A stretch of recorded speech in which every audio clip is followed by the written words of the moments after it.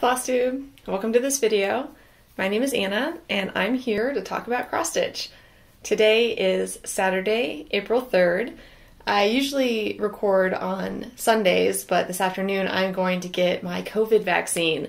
I don't know if I'm going to have a reaction to it or not. I just didn't want to... I wanted to be able to have this done and uploaded, and then tomorrow morning, if I'm not feeling very well, I can sleep in and not worry about it. Anyway, I'm excited to get vaccinated. It's one of the 2-dose shots, so I'll go back in a few weeks. In Colorado, they opened up eligibility for everyone over 16, I believe, yesterday. So I was able to get into an appointment in another county, and so this afternoon I'm going to be driving like an hour and 15 minutes to go get my shot.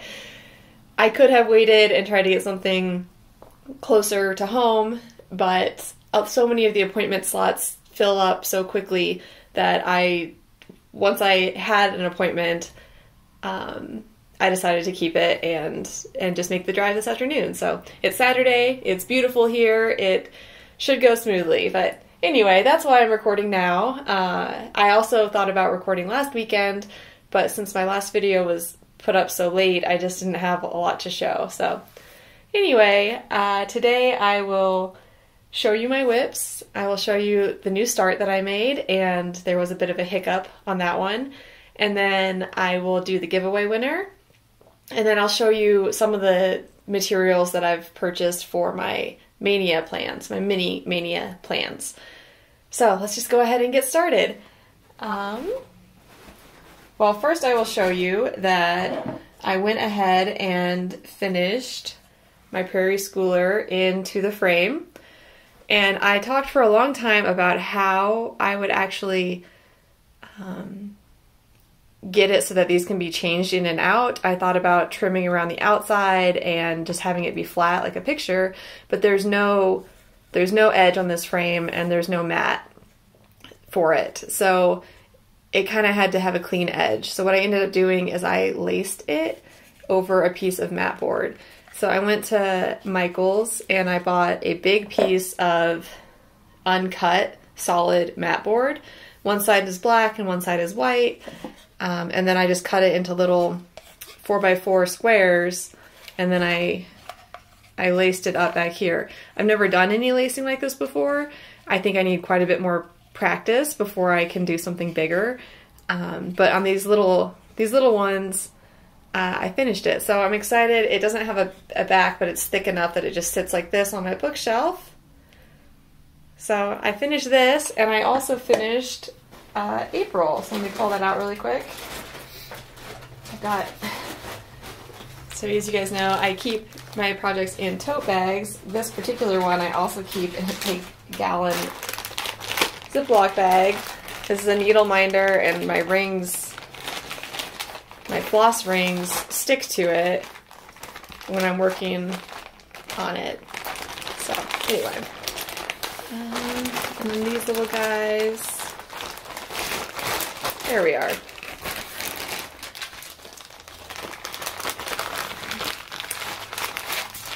So I finished April. I think it's so cute. So in the pattern, this Mama Duck has a pink ribbon, and I left the ribbon off, and I think it looks fine. I have specific preferences for animals in clothes. I prefer them not to be in clothes, but every now and then, you know, like the Peter Rabbit pattern in his cute little jacket. Like, that's such an iconic character that you can't do Peter Rabbit without his little jacket. But anyway, I kept the ribbon off of the Mama Duck, and I also changed out the flower colors. Hold on one second. Okay, sorry about that. Hopefully I can make a clean cut and maybe eliminate the barking dogs. We'll see. Anyway, the pattern called for DMC 223 for the flowers. I don't think I have...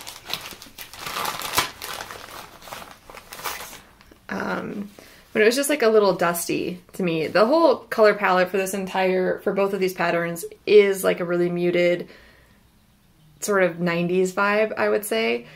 which is great for, you know, natural things like this duck.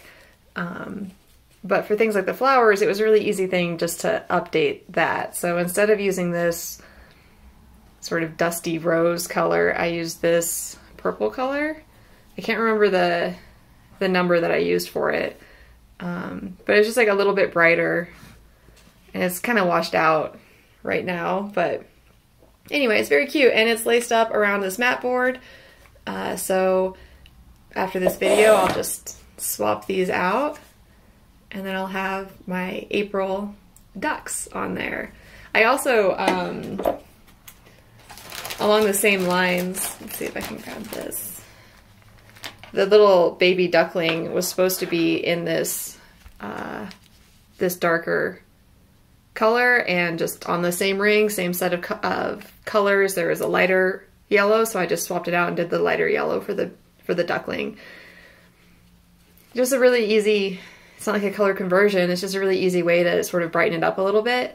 I know that I watch Barbie Pedal Pusher. She does a lot of prairie schoolers, and she changes out all of the colors. She chooses a whole new color palette, and I think it always turns out really great. And I'm glad to be working on this Prairie Year series, so I can just get more familiar with prairie schooler and the colors, and maybe get more ambitious about trading out colors and some of their other patterns.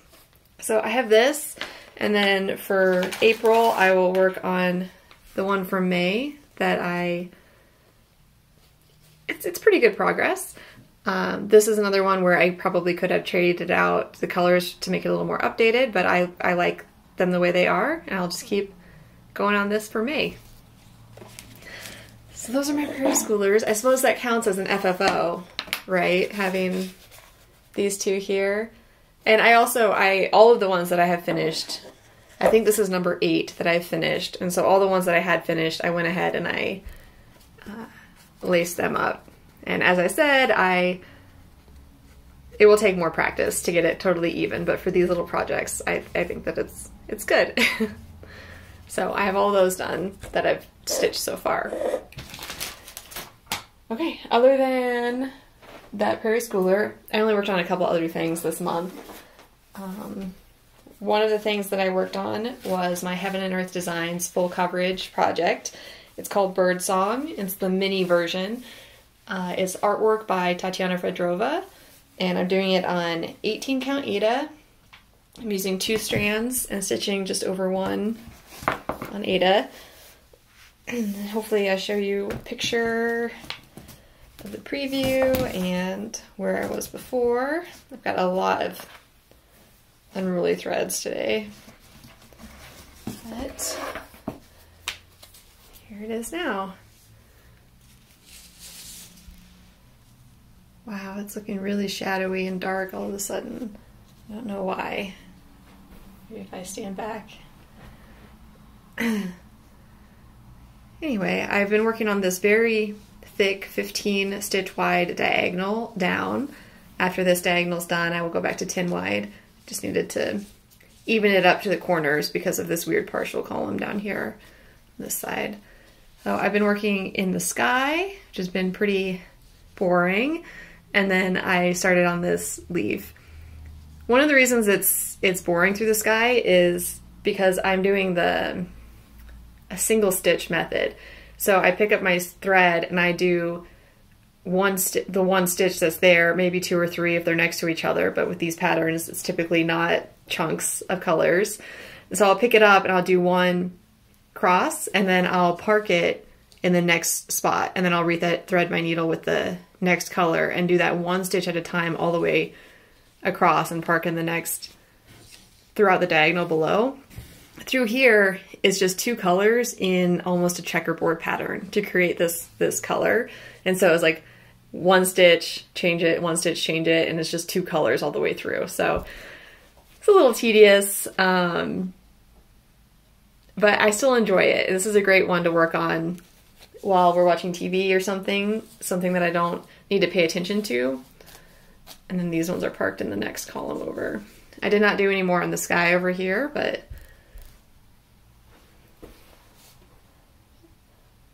there it is. people have asked me about this Q-snap and how I put it together and how I use it as a scroll rod, sort of. There was one of my earliest videos, I linked to a YouTube video of a woman who does a tutorial on how to put these together. This one is actually, the sides are not even a full Q-snap, it's just a little extender.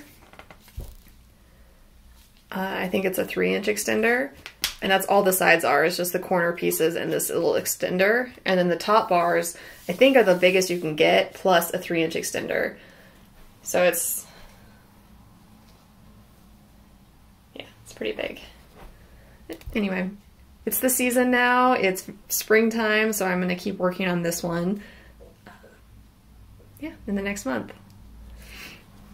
I mentioned last time that my crocuses were starting to come up, but I only had like 4 of them. Now, just a few weeks later, it's crazy. I've got at least 50 crocuses. I, stopped counting them once I saw that they were coming up successfully. And my daffodils are coming up, and some tulips that I planted are also coming up, and then hyacinths. So just in a few weeks, feels like spring has sprung around here. Okay, so other than those 2 projects, the only other thing I worked on was my new start. And I wish I had more to show you on it, but I had to do a restart. So first I'll show you, let's see if I can find it. I don't know where the big picture is for it. Oh, here it is. Okay, so I started the hair. It's a kit from, I think it's Mereshka. I got this off of 123 Stitch. They have a bunch of these in the series. And this preview has the pheasant on the back. Anyway, I started the hair, and I started it on linen that I got from Joann Fabrics, and I hope that nobody went out and got some. Maybe I had a bad batch, or maybe it's a quality control problem across the board for Joann's. I don't know, but I restarted this project on different linen. So I'll show you where I got to with my first start to hopefully demonstrate what's wrong with this linen. So, not a bad start. We had a snow day not too long ago. We ended up getting, I think, around 20 inches of snow here, which is not unheard of, but it's a pretty significant snow for March for sure. Anyway, so we stayed in all day, and I stitched this for a while that day before I decided that it was just too uneven. So I'm not sure. Basically, after I got this far, I looked at it and I looked at the picture and I was like, there's something wrong here. And so I got my ruler out and I counted, and it's supposed to be 32 count linen, which means that in 1 inch of space, you should have 32 strands, or 16 if you count over 2. This one was 14 count tall, and it was 20 count wide. So it's very tall and skinny. The X's are tall and skinny. You can kind of see, so here's the picture. You can see the slope of the rabbit's back. I'm up here, this is his like tail and hind haunches. I don't know if you'll be able to see, but the slope is just so extreme. He was gonna be like a squished and skinny rabbit. And I kept going on it thinking that maybe it'll be fine. And just the more I did the slope of that rabbit's back, the more, like, here you can see it starting to slope back up. It's just so severe. Anyway, I started it again, and I did not get as far, but I got almost as far as my first start. And so what happened is I went to my local needlework shop, my L&S. It's called a stitching shop. It's up in Denver. And I went there to kit up my mini mania project that I'll talk about later. And I ended up purchasing a stitcher's half, or a fat half, of Belfast 32 count linen in flax, and it is wonderful to work with. It's so much better. The fibers are fatter. It's just better quality. And a lot of the things I've purchased have come from the internet, like pre-owned sales or thrift stores. So I don't really, this is the first time I've compared, like, all right, this is objectively bad quality linen and this is objectively good quality linen. And so it's been a fun exercise to experience that. But anyway, here is how far I got with my new start, my restart of this new start. And this is on, like I said, 32 count Belfast linen in flax, which is a beautiful neutral color. It's almost like a beige with like a gray skew to it. So anyway, so there's my start on The Hair by Mariska. And I wish there was a better way for me to show just how loose and skinny this is compared with how full this one is. If I had a light behind me, I bet you could see, looking forward at you guys, I can see a huge difference between these two with the light coming through. Anyway, happy that I restarted it. It is always sad to lose that much stitching, but it had to be done. I'm going to keep this piece in this project as a reminder of my mistake in going cheap. And also, just in case I run out of floss. I don't think that'll happen, but it is a kit. So if I have to rip out floss from this and use it, then I'll at least have this. So yeah, I'm sorry if anybody went out and bought that linen, or maybe if the linen at your store is better quality, let me know. Next time I go to a big box store like that, I'll probably take a ruler with me and see whether their linen is up to scratch. So that is all the stitching that I have. I will go ahead and do the giveaway over here. So last video, I announced that I would be giving away this kit. It's Nature's Wonders cross stitch. It's of these two cardinals, and it's a bit unusual pattern. You guys might remember from last time, it's got some more amorphous instructions. It's not counted cross stitch. It's got like almost a paint by number look to it. Anyway, thank you guys for entering and telling me about the birds that you like, all of that sort of thing. I had 11 entries and I did random number generator right before I popped on here. The winner was number 4, which is Melody Hurley. So Melody, I will leave a comment on your comment and I'll get your mailing address and I will send it out to you. It had plastic on it, but the plastic was ripped, so it's just loose in here. But it's a bubble mailer. Hopefully that'll be fine. So I'll get that in the mail to you, and hopefully you can get started on it and enjoy that interesting stitch. Okay, the last thing I have is just a little bit of what I acquired for my Mini Mania plans. Grab that. So as I said, I went up to my LNS, I made an appointment. I'm looking forward to COVID being over because the shop is just doing such a good job. Typically when you walk into the door, there's a hallway and an office, and then there's like a big area with tables that you can sit at and like look through their patterns, or they host stitch-ins there pretty regularly, or they used to before COVID. And this time going in, it was like an aisle of shipping materials, things that were coming into the store and things that were going out of the store. And it was just a huge endeavor to like turn over all of those patterns coming in and going out, and all the tables were full of online orders, and the stitching area where you purchase things was still very well organized and the way it's supposed to be. But just walking in, it just really hit me how busy they are in a way that they're not used to. And so one of the policies they have is that customers cannot touch anything with fabric.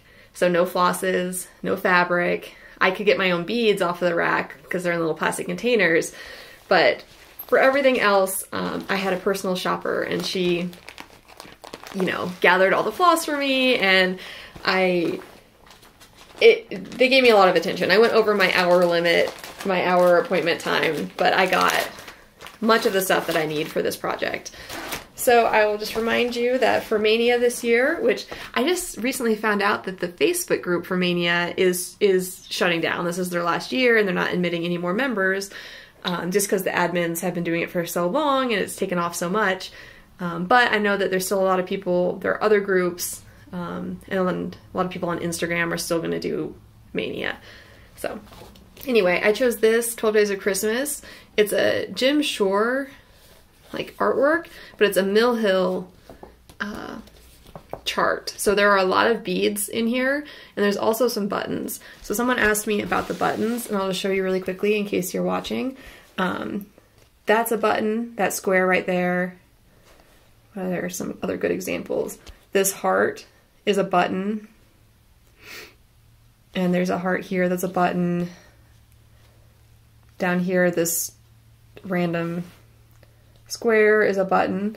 So you don't actually, I'm not gonna order the special buttons. I might be on the lookout for other charms or things that I could put in those empty spaces, but I'm not gonna buy the button pack for this. There are a lot of beads for it. And so this calls for lamb's wool linen, and I ended up getting this Belfast 32 count gold raw linen, and it's got that sparkle in it. I've never used sparkly fabric. I also did not realize the size of the project that I was taking on until I bought this piece of linen.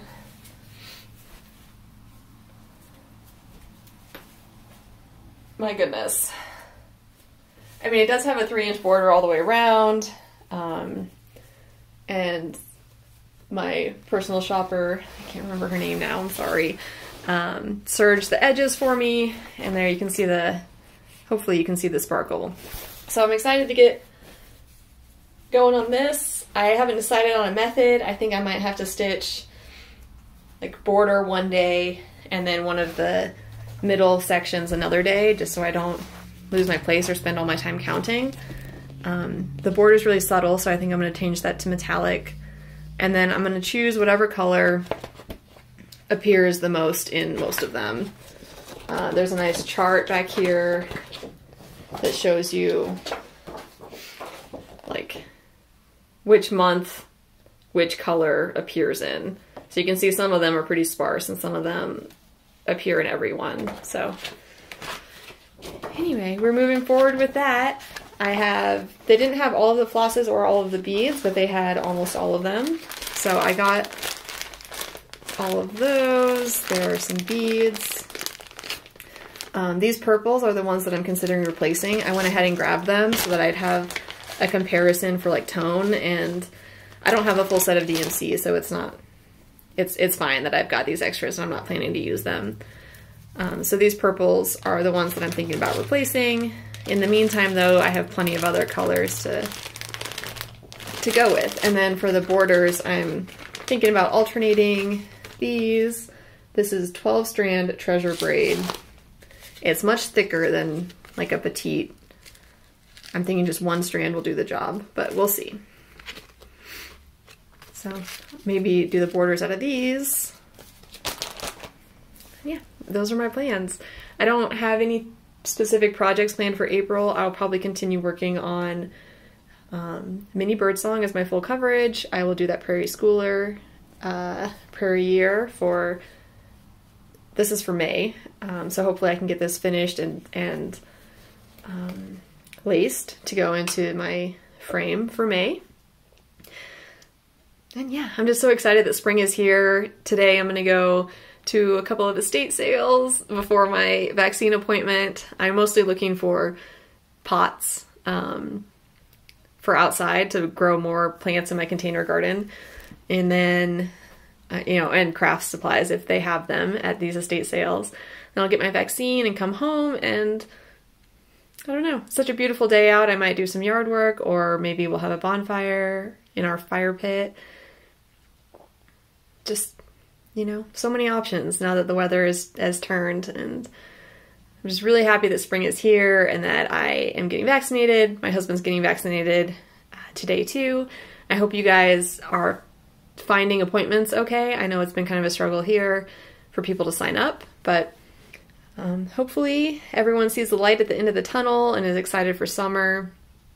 And yeah, thank you for joining me. I'll see you guys in about a month, hopefully right before Mania starts, so I can show you my plans for Mania.